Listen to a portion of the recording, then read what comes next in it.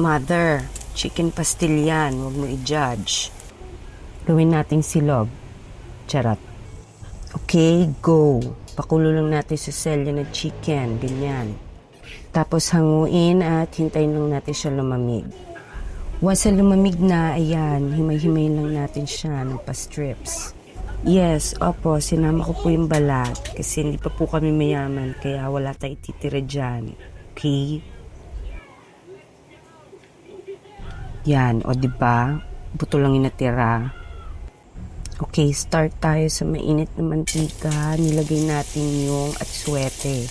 Wait lang tayo dyan ng very light para magkulay siya ng pagganyan. Okay, so tanggalin natin yung chismis na yan kasi hindi yan nakaka-pretty. And kanya-kanya naman po tayo ng paraan ng pagluluto, no? But this is my way of cooking chicken pastil. So, huwag niyo ako i-judge. Yan, gisa-gisa lang tayo dyan sibuyas at bawang.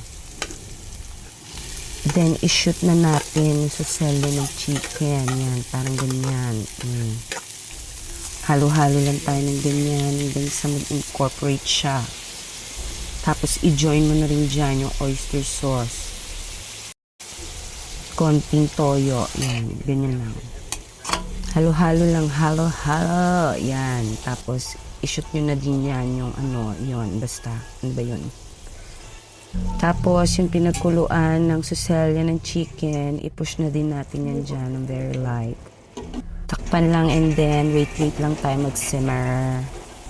Add na tayo dyan ng salt and pepper. Okay, sa video na to wala tayong ibang gagawin kundi maghalo na maghalo. Halo lang ng halo. Yan, tapos lagay mo na yung turmeric powder na yan. Yan, ganyan, mother. Lahat, mother. O, diba? Tapos halo. Tapos naglagay lang tayong konting vinegar. And ayan na, perfect, 'di ba? Pa-crispy nyo lang ng ganyan. Tapos artihan natin ng egg o magic pack, double yolk. Tapos ayan, plating lang ng ganyan. O, 'di ba? Perfect 'yan. Go. Kailangan natin patikim sa punong hurado. Ano kayong masasabi niya? O, 'di ba? Ganun lang kadali. Try mo na. Okay? Bye!